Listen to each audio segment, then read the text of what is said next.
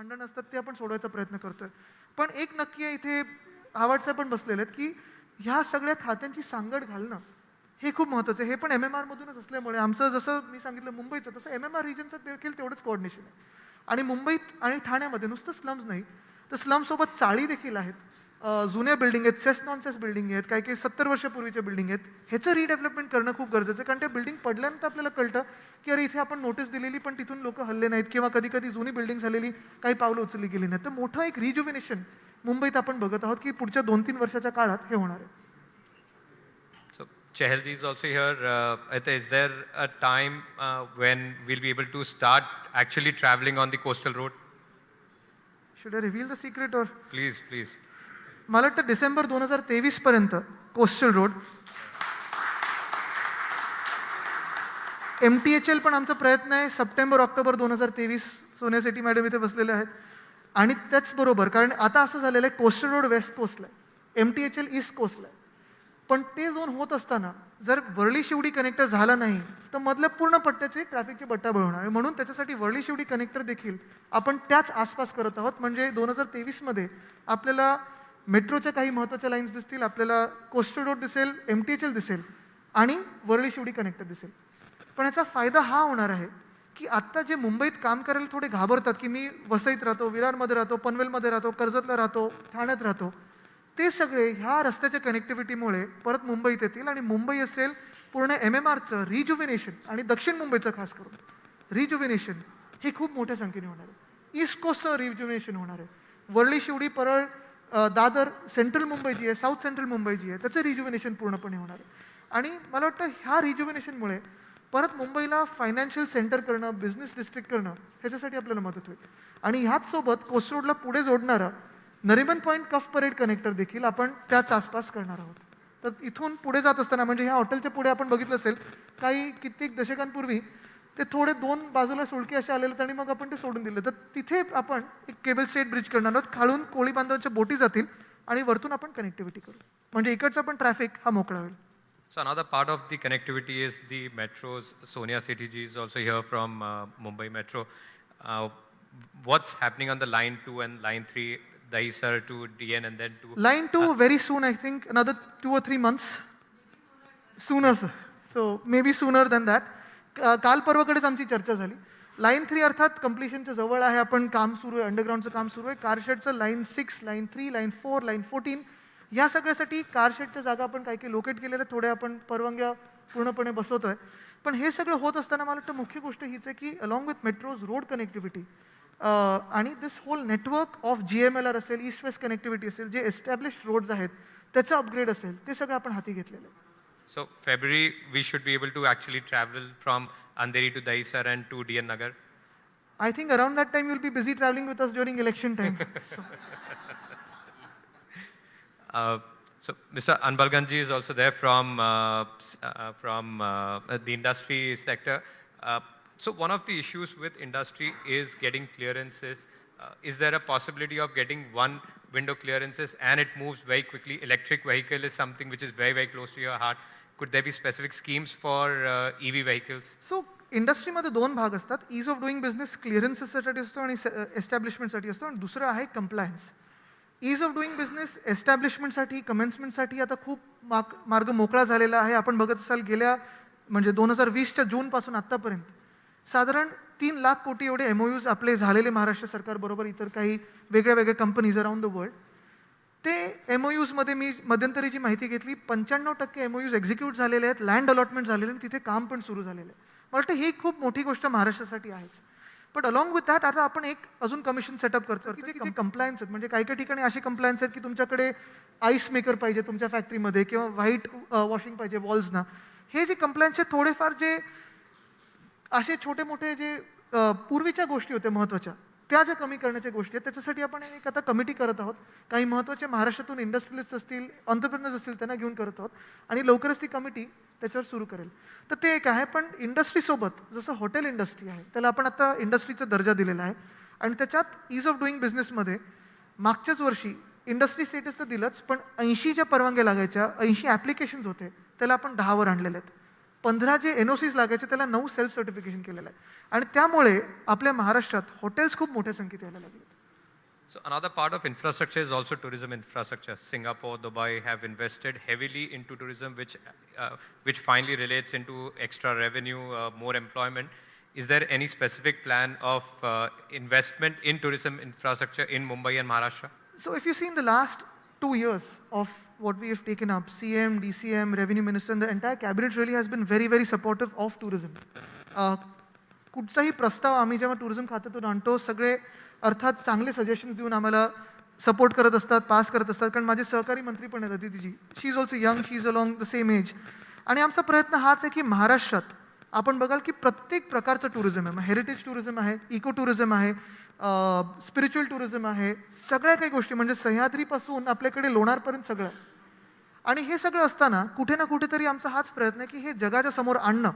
कारण हे जे सेक्टर आहे, हॉटेल सेक्टर असेल, सर्व्हिस सेक्टर असेल, this is a sponge sector.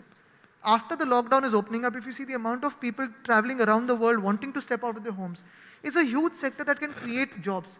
मी मुंबई 24/7 त्याच्याबद्दल पण जेव्हा बोलत होतो तो हाच एक हेतूने बोलत होतो. आपण लंडन बघा, न्यूयॉर्क बघा, तिथे देखील जॉब्स हे खूप मोठ्या संख्येने तयार होतात. आणि नाईट टाईम इकॉनॉमी ही खूप मोठी आहे. कारण आपण जे 24 तास काम करणारे लोक आहोत, रात्री काम करणारे लोक आहोत, त्यांना रात्री 1 वाजता 2 वाजता कुठे कॉफी शॉपला जायचं असेल, वडापाव खायचं असेल, पाणीपुरी खायची असेल, ही जी इकॉनॉमी आता लपून छपून चालते तिला जर फॉर्मलाइज केलं तर आपलं रेव्हेन्यू असेल, आपले जॉब्स असतील ते खरोखर वाढतील. तर ह्या काही गोष्टी आता डेक्कन ओडिसी सारखी ट्रेन आहे ती आपण हे करतोय. बीच शॅक पॉलिसी आपण आणलेली आहे. All of this is a part of tourism infrastructure. So could there be an announcement for the hospitality sector on the restaurants being open for much longer time? I would love to, but the chief minister is very cognizant of the timings right now in terms of the COVID restrictions. But otherwise yes, आपण मागच्या जानेवारीमध्ये मुंबई 24 तास सुरू केलेलं, जे gated areas आहेत जिथे CCTVs आहेत, पार्किंग आहे, सॉलिड वेस्ट मॅनेजमेंटचं सगळं आहे, तिथे आपण सुरू केलेलंच मुंबई 24 तास. So, BMC is also with Shiv Sena. The other point that keeps coming up is the quality of roads. It's been brought up even at different presentations. Maharashtra with the highest GDP, unfortunately the quality of roads over all these years across Maharashtra, even in the most urbanized cities, has actually been a disaster. Is there something that could be done about the erring contractors or the officers? How could this part actually be fixed? See, there are two ways to look at it. One is, of course, जे नवीन रस्ते होत आहेत गेल्या 5 वर्षातले, 10 वर्षातले, ते रस्त्यांची condition चांगली आहे आणि ते मी दावा करू शकतो की ती चांगली आहेच. त्याला आपण DLP मध्ये टाकत असतो, डिफेक्ट लायबिलिटी पिरियडमध्ये.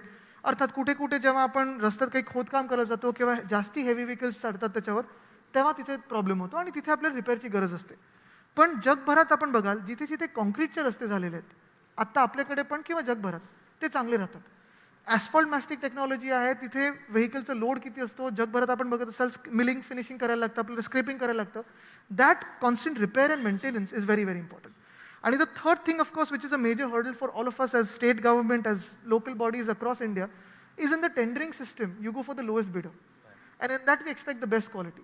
So I think that is one thing we need to think about of how we can redefine that, and that is a practical problem everyone faces. Another issue, of course, is which was not there in our hands, was the COVID, and children of certain age had got affected badly. So schools in Maharashtra have already started, but 1st to 7th standard has been postponed. Is there now a date that Mumbai, Pune specifically the schools would be able to start on those dates? I have actually got a lot of representation from a lot of friends, a lot of parents, mothers and fathers both, because of course, the practical problem is the kids have been home for a long, long time. Their social interaction is very less. Yes, we need to open schools. The only fear is with this new strain of Omicron, how safe is it? That is one fear. We are assessing till 15th of December and then we'll take a call, but hopefully we should have kids back in school very soon. Just yesterday I've written to the Union Health Minister over a very important issue to reduce the age of minimum vaccination from 18 to 15. At least 10वी, 11वी, 12वीची मुली त्याच्यात थोडं safeguard होते. Right. Serum's also come out with a statement that they are sitting on a lot of vaccines. So actually they could even give away booster doses also. Exactly. म्हणजे ते एक आहे, sorry चष्म्यावर fog येतोय पण vision blur नाही झाली. कोविडमुळे थोडं करायला लागतं काय चष्म्यावर. पण नाही, एक आहे की नक्कीच मुंबई जर आपण बघितलं तर मुंबई पण पहिला डोस हा 100% लोकांनी घेतलेला आहे. दुसरा डोस 75%हून जास्ती लोकांनी घेतला. जर आपलं कुठचंही डिलिव्हरी शेड्यूल ऑल्टर न करता, कुठेही जास्ती वॅक्सिन न देता 4 आठवड्यापर्यंतची परवानगी दिली गॅपची, तर आपण 15 ते 20 जानेवारीपर्यंत पूर्णपणे मुंबईला सुरक्षित करू शकू आणि दुसरा डोस देखील देऊ शकू. ही तयारी आहे. आणि हे सगळं होत असताना मला वाटतं तिसऱ्या डोसची पण चर्चा चालू आहे. जे फ्रंटलाईन वर्कर्स आहेत, जे हेल्थ केअर वर्कर्स आहेत, ज्यांनी जानेवारी फेब्रुवारीमध्ये पहिले 2 शॉट्स घेतलेत 28 दिवसात, जर त्यांना योग्य वाटत असेल तर मला वाटतं केंद्र सरकारने परवानगी द्यावी की त्यांना देखील त्यांच्या चॉईसनी घेऊ द्यावं. Last question is about the airport. International travel, of course, was curbed. While international travel from quite a few countries was curbed, there was quarantine, and we had to go back on the decision. But is also the airport. MEDC is here. By when would the Panvel airport, the New Bombay airport, would be ready? I think CIDCO has done its groundwork from our side completely. थोडं कोविडमुळे थोडं setback मिळालं, कारण काही गोष्टी तिथे म्हणजे infrastructure wise, speed wise आपल्याला थोडं स्लो जायला लागलं. पण मला वाटतं आता पूर्ण गती घेतलेली आहे. लवकरात लवकर ते एअरपोर्ट, MTHL ह्या काही गोष्टी आपण बघू. सगळे अनाउन्समेंट आज नाही, पुढच्या कॉन्क्लेव्हसाठी ठेवूया. एक प्रश्न माझ्या मनामध्ये टुरिझमशी संबंधित आहे. तो आपल्या मुंबईचा जो पाववडा आहे, वडापाव पाववडा, म्हणजे त्या संबंधित त्याचं ब्रँडिंग करण्याची काही कल्पना आहे का आपली? त्याला रजिस्टर करून त्याची ब्रँडिंग करण्याची? ते मला वाटतं 1-2 वेळा झालेलं आधी, एक काही प्रायव्हेट ऑन्टरप्रिनर्सनी पण केलेलं. पण नक्कीच ब्रँडिंगचं आहे. आपण शिव वडापाव पण मागच्या वेळी त्या 2009-2010च्या आसपास सुरू केलेला. पण मला वाटतं खरी मजा अनब्रँडेड गाडीवर जाऊन वडापाव खाण्याची आहे. तर ते एक आहे मजा. आणि मला वाटतं नक्कीच मुंबईत आल्यानंतर खाद्यपदार्थ हे आपले खूप पॉप्युलर आहेत. आपण BMC कडून फूड ट्रक पॉलिसी पण एक बनवत आहोत, जेणेकरून अशा काही गोष्टी महत्त्वाच्या त्या आपण लोकांपर्यंत नेऊ शकू. आमचा एक मित्र आला अमेरिकेतून, आणि त्यानं मला विचारलं की आम्हाला वडापाव खायचा. तर म्हणजे याचा अर्थ असा आहे की वडापाव जो आहे याचं अट्रॅक्शन जगभर होतं आहे. म्हणजे जिथे जिथे लोक येतात त्या दृष्टीने टुरिझम म्हणून तुम्ही जर त्याच्याकडे हे बघता का? फूड टुरिझम हा आपला एक खूप मोठा घटक आहेच. म्हणजे बीचवर आपल्याला right from vada pav to bhelpuri, शिवपुरी, पाणीपुरी, ह्या सगळ्या गोष्टी, डोसा, आपल्याकडे तर मद्रास कॅफे आहे, हे सगळ्या गोष्टी मुंबईचं एक अट्रॅक्शन आहेच. आणि ते होत असताना मला वाटतं आपण हे सगळं जगाला पिच कसं करू शकू, हे जगापर्यंत नेऊ कसं शकू. मार्केटिंग असेल, फिल्म प्लेसमेंट असेल, किंवा नुसतं लोकांना अट्रॅक्ट करणं. कारण खूप वेळा मी बघतो ना की टुरिझममध्ये चांगलं काहीतरी गोष्ट करण्यासारखी, किंवा तिथे जाऊन काहीतरी खाणं असेल, बीच ॲक्टिव्हिटी असेल, किंवा तुम्ही पॅराग्लायडिंग करताय, अशा काही गोष्टी, किंवा चांगलं हॉटेल, ह्या 2 गोष्टींच्या मधलं जी गोष्ट आहे ती टुरिझम आहे.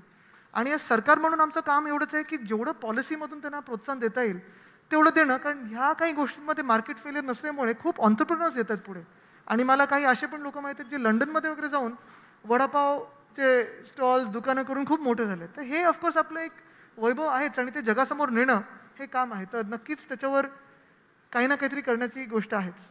एक फार महत्त्वाचा आणि सिरियस विषय आहे, त्या या वाघांच्या शिकारीचा. त्या संबंधी शासन म्हणून आपण कोणत्या पद्धतीने बघतो? नाही, एक नक्की आहे की काही काही ठिकाणी मॅन ॲनिमल कॉन्फ्लिक्ट वाढलेलं आहे. कारण गेल्या काही वर्षांमध्ये वाघांची संख्या चांगली आहे की वाढलेली आहे. पण आता जिथे जिथे आपण बघतोय, जसं आपल्याकडे बिबळ्यांचा प्रश्न मुंबईत आहे, तसं काही गावांमध्ये वाघांचा प्रश्न आहे.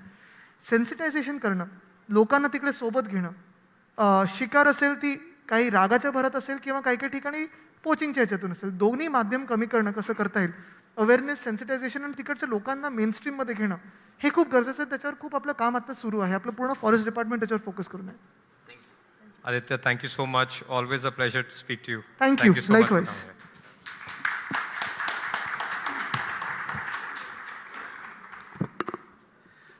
वाघांची संख्या वाढली असं आदित्य म्हणाले. मित्र, आम्ही या ठिकाणी आदित्यजी काही अधिकाऱ्यांचा सत्कार केला. एक सत्कार राहिला होता. आदित्यजी आणि जितेंद्र आव्हाडजी या ठिकाणी आहेत, त्यांच्या हस्ते तो सत्कार आम्हाला करायचा आहे. अत्यंत अभ्यासू असे अधिकारी म्हणून त्यांची ओळख आहे.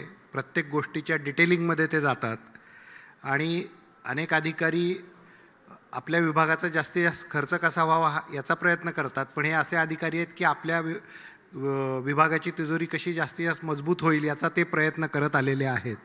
आणि सिडकोची तिजोरी भक्कम करण्यासाठी ज्यांनी काम हाती घेतलेलं आहे. आणि सगळ्यात महत्त्वाचं म्हणजे अनेक विभाग बंद असताना कोविडच्या काळात देखील सिडकोनी ज्या पद्धतीचं काम केलं आणि आताही ते करतायत. असे या विभागाचे प्रमुख डॉक्टर संजय मुखर्जी यांचा या ठिकाणी सत्कार होईल. मी त्यांना विनंती करतो की आपण मंचावर यावं. आदित्यजी आणि गृहनिर्माण मंत्री जितेंद्र आव्हाडजी यांच्या हस्ते डॉक्टर संजय मुखर्जी यांचा सत्कार होईल.